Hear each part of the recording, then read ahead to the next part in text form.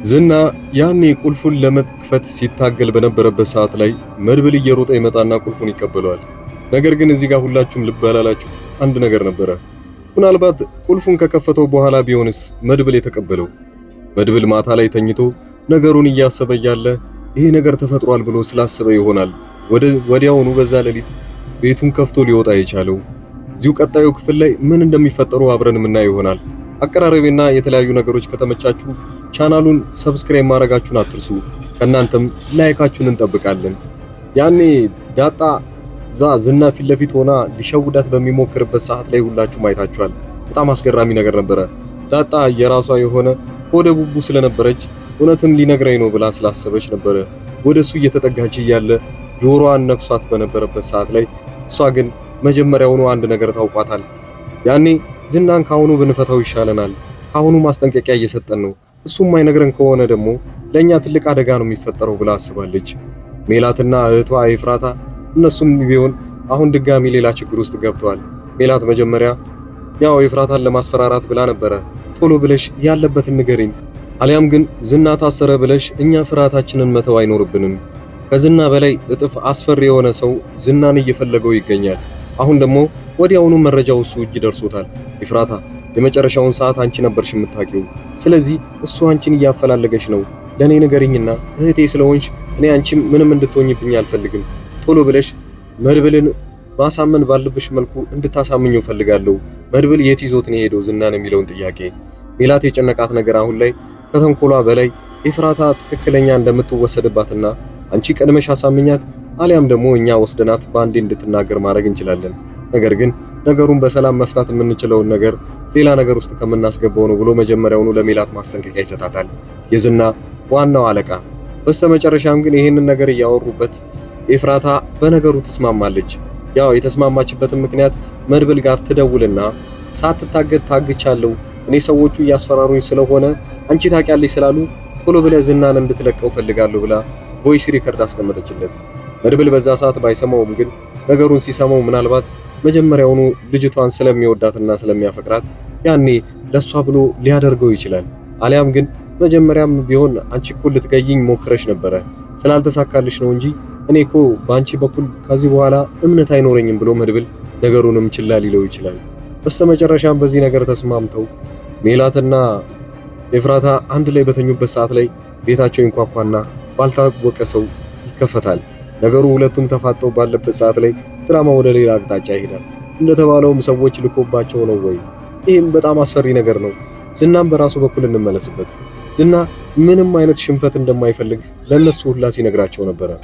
መድብል የመጀመሪያ ጥያቄውን ይጠይቋል። ዝና እባክህ ነገሮች ሳይከብዱብን እኔ አንተን ማሰቃየት ባለብኝ ሰዓት ላይ ወንድሜን እስካላገኘው ድረስ አንተን ምለቅ አይሆንም። እያንዳንዷን ቀን በስቃይ ነው ማሳለፍብህ። ነገሩን ግን እንደዚህ እንፍታው። እኔ ካንተ በግል ችግር የለብኝም። ያኔ ወንድሜን ብቻ ነው ማግኘት የምፈልገው። እሱ ያለበትን ብቻ ከነገርከኝ ይሄ ሁሉ ነገር በቀላሉ ያልቃል። ስለዚህ አንተ በቀላሉ መጨረስ ያለብህን ነገር ባታከብደው ጥሩ ነው ብሎ ያኔ መድብል ነገሩን አጭርና ግልጽ ለማድረግ ይፈልጋል። ዝና ግን አሻፈረኝ ይላል። ይሄንን ነገር በቀላሉ ምንፈታው አይሆንም። አሁን ከማትችለው ሰው ጋር ገጥመሃል። ስለዚህ ይሄንን ነገር በራስ መወጣት ይኖርብሃል።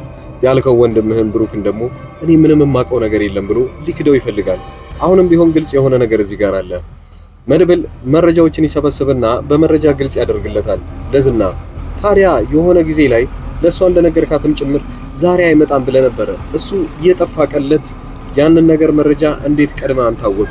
ቀኑም በዛን ቀን ተመልሶ ወደዛ ቤት እንደማይመጣ ስለዚህ የምታውቀው ነገር አለ ማለት ነው። አሁን ዝናን እያፋጠጠው ያለው ወንድሜን የታደረከው የተደበቀው ከገደልከውም ንገረኝ አይደለም፣ በአንተ የምታውቀው ነገር አለ። ብሩክ የደረሰበት ነገር በሌላ ሰው ቢሆንም ግን አንተ ጋር መረጃው ስለሚኖር ያንን ነገር ብቻ ነው ማወቅ የምፈልገው ብሏል። እነዛ መድብል ይሄንን ነገር ተስፋ ከቆረጠ በኋላ ጥሏቸው ይሄዳል። ያው ከሞገስ ጋር ሲነጋገሩ ሞገስ እያደረገ ያለው ነገር ቢኖር ቀስ በቀስ በራሱ መናገሩ አይቀርም። እዚህ እናቆየው፣ እኛ ማሰቃየት ያለብን በሌሎች ነገሮች ነው እንጂ ትክክለኛ እየጎዳ ነው አይደለም። ውሃ በመከልከል ወይ ምግብ ባለመስጠት እየተሰቃየ እንደሆነ ሲሰማው ያን ቀስ በቀስ መናገሩ አይቀርም ብሏል። ሞገስ ይሄንን ነገር ቢመርጥም ግን መድብል አንድ ቅር ያለው ነገር ቢኖር እዚህ በቆየ ቁጥር የመፈታት እድሉ ይጨምራል እንጂ እዚህ እኛ እስካሰብነው ድረስ ሊቆይልን አይችልም። አሁን ላይ ቶሎ ብለን ወዲያውኑ እሱ ያለበትን ብሩክ ያለበትን አሁኑ መወጣታት አለበት ብሎ ነው የሚያስበው። መድብል ልክ ነው። ምክንያቱም ሞገስ ያሰበው ነገር ቢኖር እየቆየ እንዲነግረው ነው። እዛ ቆየ ማለት ደግሞ ያው ከበላይ ያለው አለቃ አንድ ጊዜ እንኳን አንድ ፍንጭ ካገኘ ወዲያውኑ ወዳለበት ቦታ መምጣታቸው የማይቀር ነገር ነው። ሞገስ፣ መድብል፣ ዳጣ ወደ አንድ ቦታ እየተመላለሱ መሆኑን ሲያቅ እነዛ ሰዎች እየተከታተሉት የት እንደሚገቡ ካወቀ በኋላ ምናልባት ዝና እዚህ ቦታ ነው የታገተው፣ ለዛ ነው ወደዚህ ቦታ የሚመላለሱት ብለው መታወቃቸው የማይቀር ነገር ነው። በዚህ ሁኔታ ላይ ቀጣዩ ክፍል ላይ ምን ይፈጠራል? ሌላውን ቀንጨባ አድርጌ ደግሞ ልንገራችሁ። የመጀመሪያው ነገር ብዙዎቹ የራሳቸውን ደስታ አሁንም ቢሆን ሙሉ ለሙሉ እያከበሩ አይደሉም። ሞገስም ቢሆን ከፍቅረኛው ጋር ያው ያደረገው ነገር እንዳለ አሁንም ሙሉ ተስፋ እንዳላቸው ቢሆንም ቢነግራት፣ ነገር ግን አሁንም ቢሆን ነፃነታቸው ገና እንደሆነ እየነገራት ነው ያለው። ሌላው የሞገስ ፍቅረኛዋ አንድ ፊርማ መፈረም አለበት ዝና። ይሄን ነገር ፈረመ ማለት ለኔ ሙሉ ለሙሉ ነፃነቴን ያገኘው ብላ ነው የምታስበው። ምንድነው ይሄ ነገር? ግልጽ ያልሆነው ነገር እሷ ግዴታ እሱ መፈረም ያለበት ነገር ስለምንድን ነው? ብሩክ በህይወት አለ ወይ? ይሄ የምሳሌ ጥያቄ ወደፊት የሚሆን ነገር ነው። ምሳሌ አሁን ላይ እያስጨነቀቻት ያለውን ቅድስትን ታውቃላችሁ፣ ብዙ ነገሮች ጥያቄ እያቀረበች ነው ያለው። ነገሩ አሁን ላይ እየጠበበባት መጥቷል። ምን መናገር እንዳለባት አታውቅም። ምሳሌ እያለች ያለችው የትምህርት ቤት ጉዳዮቿን፣ በቤት ውስጥ የምታሳልፈውን ነገር፣ በዛ ላይ በፊት የተወሰደባቸውን ንብረቶች እንዳለ እንደማትፈልግና ብቻ አባቷ እንዲመለስላት እንደምትፈልግ ብቻ እየተናገረች ነው ያለችው። በስልክ ለምን ማግኘት እንደማትችልም ጭምር እንደዛው። ይሄ ሁሉ ቅድስት እየከበዳት መጥቷል። ለዛም ነው ነገሮችን እንዳለ በሌላ ነገር ለመሸፋፈን እየሞከረች ያለችው። እስከ መች ድረስ? ወዲያው መድብል ይሄንን ነገር ማሳካት ይኖርበታል። እስከ መጨረሻው ታግሎ ማሸነፍ። ሌላው የዝና ነገሮች እንዳለ ከጀርባ ከውጪ እየተናመሱ ነው ያሉት። ይሄም ያልኩበትን ምክንያት ታውቃላችሁ። የመጀመሪያው መረጃ የሚያገኙት ከሜላትና ከኤፍራታ ነው። ከሁለቱ የተገኘው መረጃ ሙሉ ለሙሉ ወደ መድብል ነው እየሸኛቸው የሚሄዱ። መድብልን ግን በዚህ ሁኔታ ላይ ያው ከተማ ውስጥና ሰፈር ውስጥ የሚያገኙት ከሆነ ወዲያው እሱን ይዘውት የዝናን መጨረሻ ማወቅ ስለሚፈልጉ የት እንዳለ ይጠይቁታል። መድብል ግን እንደምታስቡት ወዲያው በቀላሉ ለነሱ ዝና ያለበትን ቦታ ወይንም ያገተበትን ቦታ የሚናገር አይሆንም። እንደውም የሚፈልጋቸው እነሱን ስለሆነ ስለ ብሩክ መረጃ ከዝና በላይ የወሰዱት ሰዎች ስለሚያውቁ ከነሱ ጋር ውል ማድረግ ይጀምራል ማለት ነው። መድብል በዚህ ድፍረቱና በዚህ ጭካኔው እስከ መጨረሻው ድረስ እየሄደ እናየዋለን። ሜላትም ቀስ በቀስ እየገባት መጥቷል።